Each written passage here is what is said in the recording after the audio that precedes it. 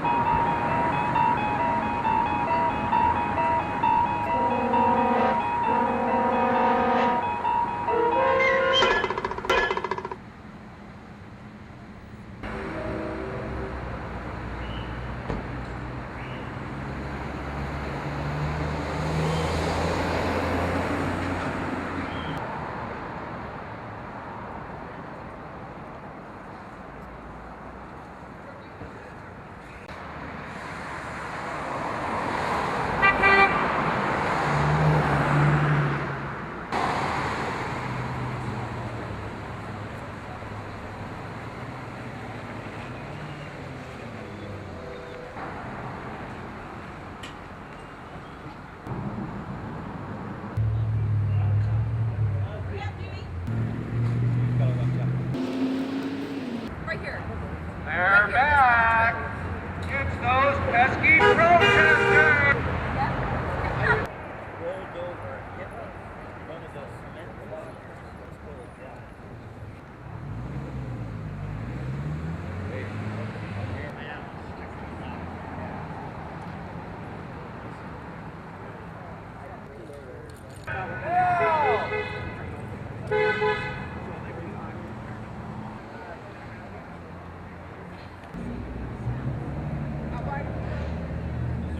Protesters are disturbing a lynch mob. Vacation is appropriate for killer cops. Chief of police is responsible. Disgrace. Disagree. Question. Disagree. Sort of.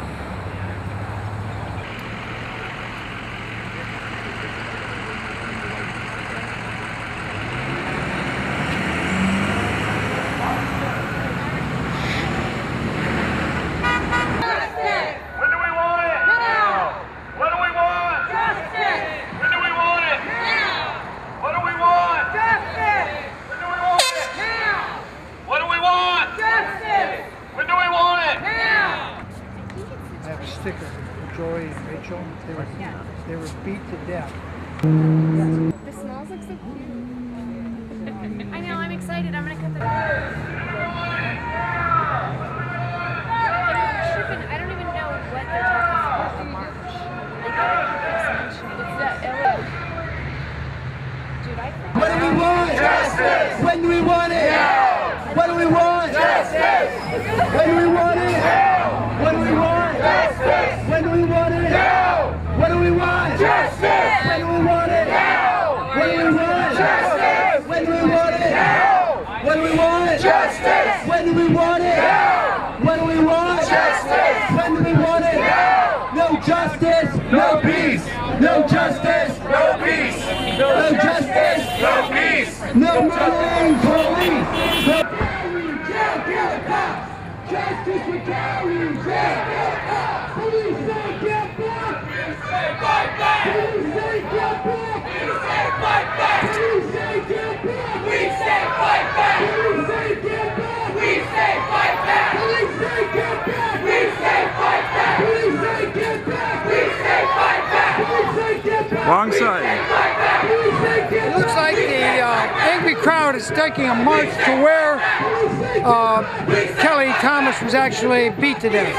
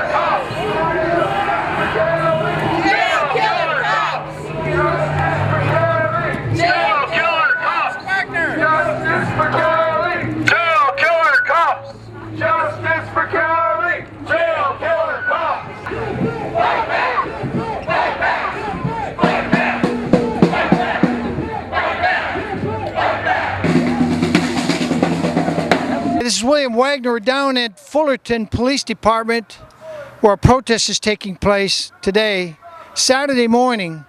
The father of Kelly Thomas, Ron Thomas, is here for an interview. Mr. Thomas, can you tell us something about your son, what he was like growing up, and what do you feel about the way he was killed? And what was your reaction when you initially heard your son was dead? You're the biological father of Kelly Thomas? Yeah, I am. What were you doing when you first heard that your son had been killed?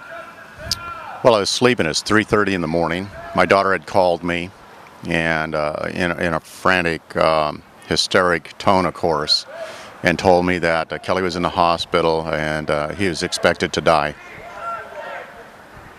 What did you think at that moment? Well, I really didn't know what to think other than I had to get to the hospital real quick, so that's what I did. You didn't know that police were responsible for his death? No, not for several hours later. When I first walked in and seen him, I thought maybe he got in with the, or was encountered by the wrong type of gangbangers, you know, and they just beat him senselessly with baseball bats, perhaps. That's how bad he looked. It wasn't until maybe 4 or 5 hours later I found out that the Fullerton police did this to him. Now, you used to work for the Orange County Sheriff's Department? That's correct, yeah. 6 years, but you left that to go into contracting? That's correct, yeah.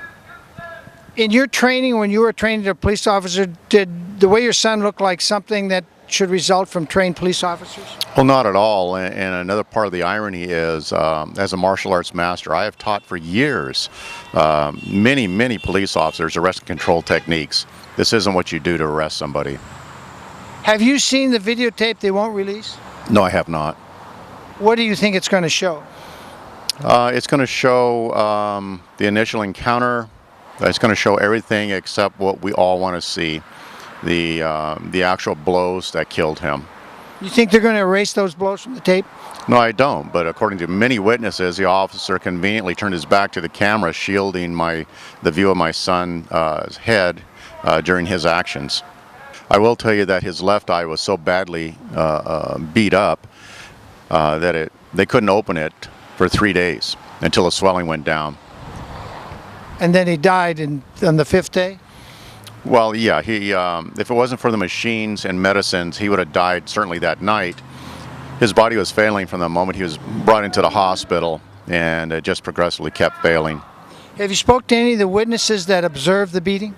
Oh, many witnesses, and I've given those accounts to the district attorney investigator, to the FBI, to my attorneys, you know, making sure everybody knows what's going on so we can investigate it.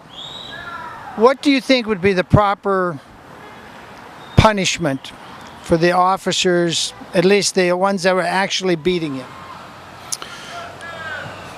It's going to be a variety of charges, and I know that some are going to be lesser, but the main guy that was actually beating my son's head in, I see this as a hate crime against the homeless and mentally ill.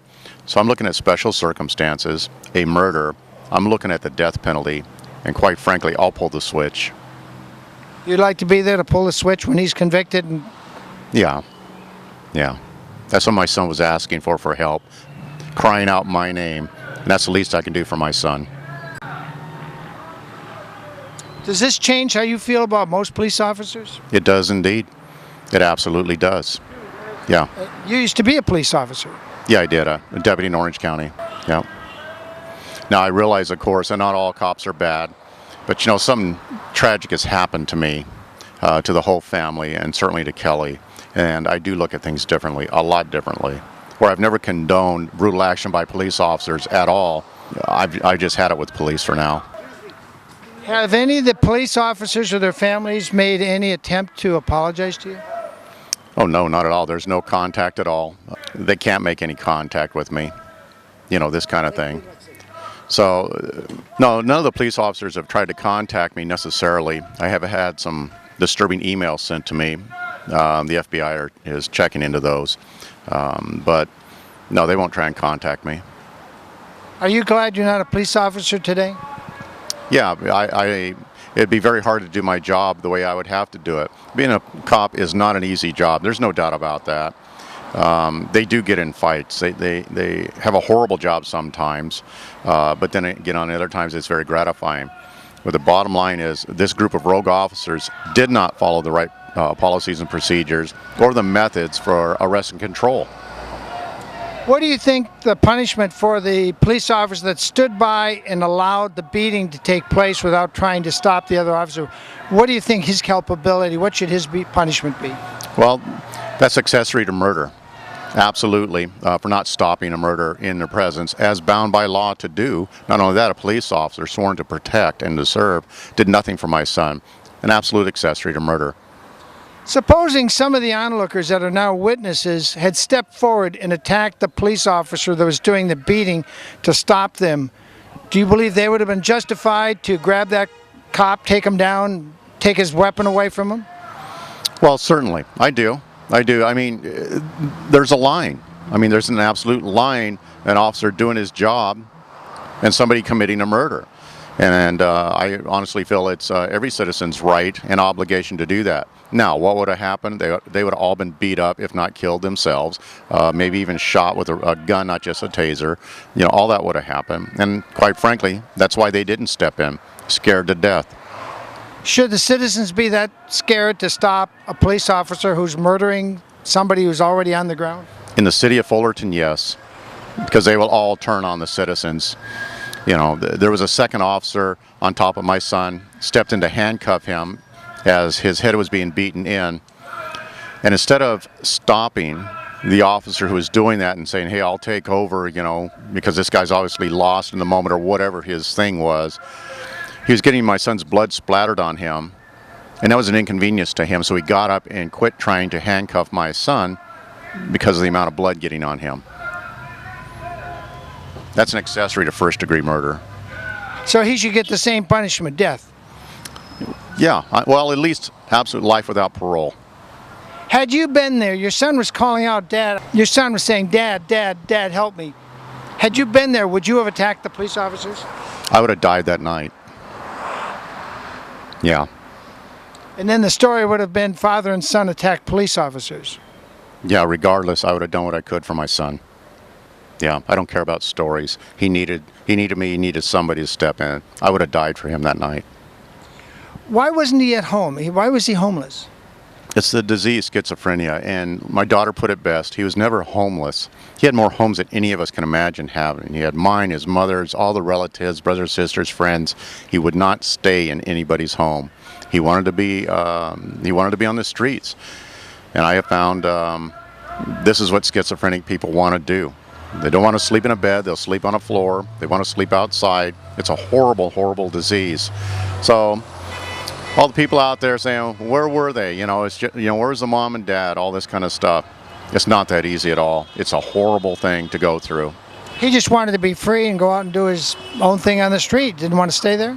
Absolutely. Over 18, not a harm to himself or others, not causing a crime.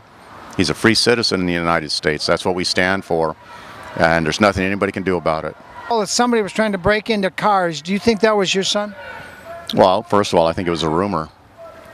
Police reports have not substantiated anything going on like that, other than a call came in. There's nothing to indicate that there were burglaries that night in any cars. Witness statements don't substantiate it at all. Let's just say there was.